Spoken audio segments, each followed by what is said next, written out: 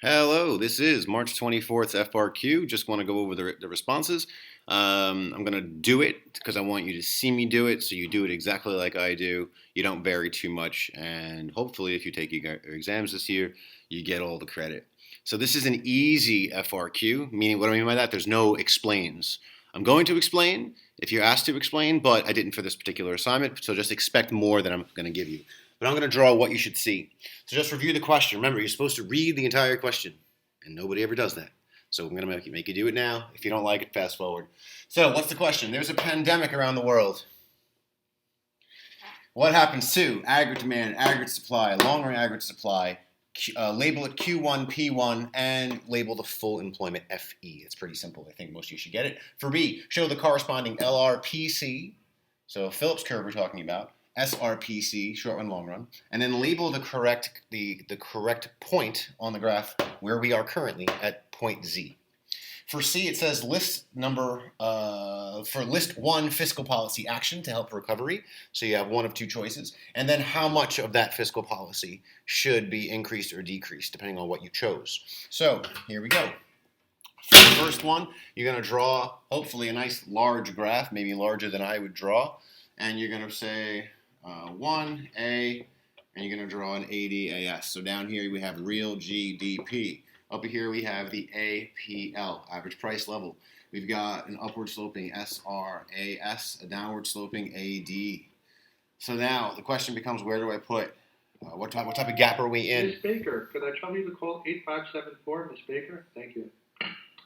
Okay, so where do we put the LRAS? Well, if we're in a pandemic, what has gone down? C has gone down, I has gone down.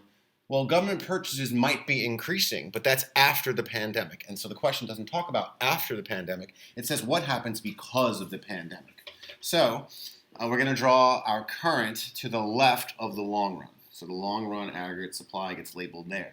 We're not done here. We have to do labeling. We have to tick mark where our current output is. It says to do Q1 and P1.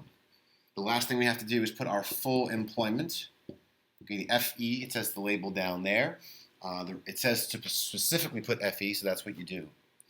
Now, I'm going to erase the rest because I want to show you how to do this next to each other. We're going to do a Phillips curve and then label Z. Okay? So the Phillips curve, I'm going to draw to the right because I think it's easier. So you have A, and then we'll put B up here. And then, because if we'll keep it on the same plane, they should be mirrors of each other. So down here we have the UR for unemployment rate. Over here we have the, please put INF and then a percentage for inflation rate. Don't put big I, don't put little I.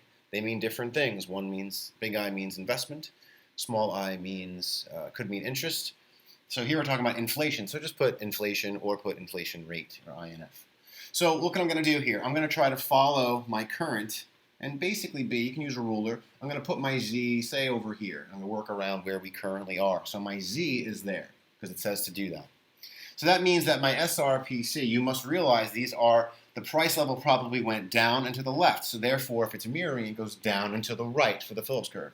So the S, it's gone down the curve. When AD shifts left, it moves along down the SRPC curve. So short run Phillips curve goes there. So where's my long run? Well, if the dot is to the left in the aggregate demand curve, aggregate supply graph, then the long run Phillips curve, okay, the dot has to be to the right of. So the long run Phillips curve, LRPC, please make sure you say PC, not AS, don't confuse these two. All right, and then so it's about the same plane. So we'll put our tick marks even though it doesn't tell us to. And we can put inflation 1, and we can put unemployment rate 1. Okay? It doesn't say to label this, but what should you label it? You should always have this as the NRU, the natural rate of unemployment. Okay? Even though it didn't tell you to do that, always put that.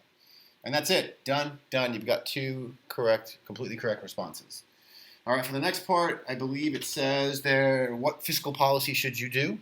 Well, when you're in a recession or a gap, you only have two choices. We're going to go over both of them for part D. So the first one is you're going to increase government purchases, or you can say government spending. Okay. For the second choice, so it's a big or, you didn't have to put this. You could say decrease taxes. You don't have to define business taxes or income taxes, just decrease taxes is fine. After you do that, it becomes a little bit harder. You say, well, how much should we increase taxes?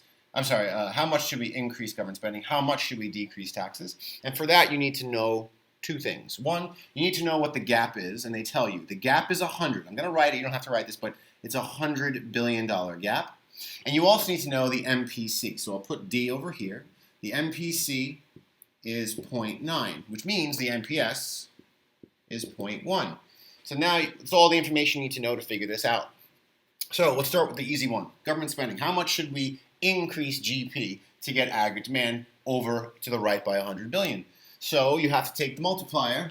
Most of you can do it in your head. But what is the multiplier for government spending? It's 1 over the MPS, which is 1 over 0.1, which is 10. So how do we figure out next how much do we have to increase spending by? We have to increase spending by 100 billion divided by 10.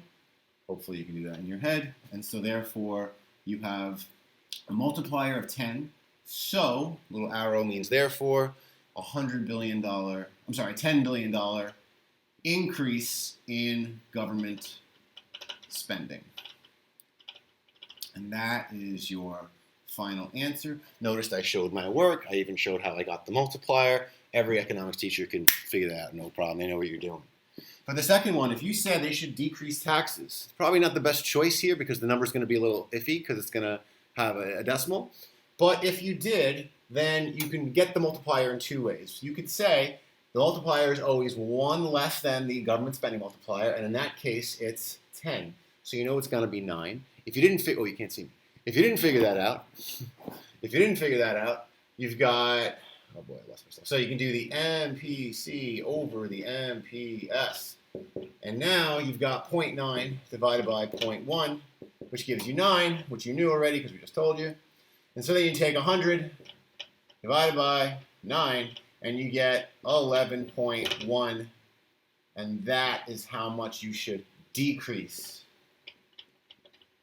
taxes. Please, if you say increase taxes, it's totally wrong. So it's decrease taxes shifts shifts C and I to the right, ED. Okay, so it'll go by about 99 billion roughly. So it's not an exact number, but that's what you would say. I would take that. I think most econ teachers would take that. All right. Any questions? Please let me know. All right. See you next time.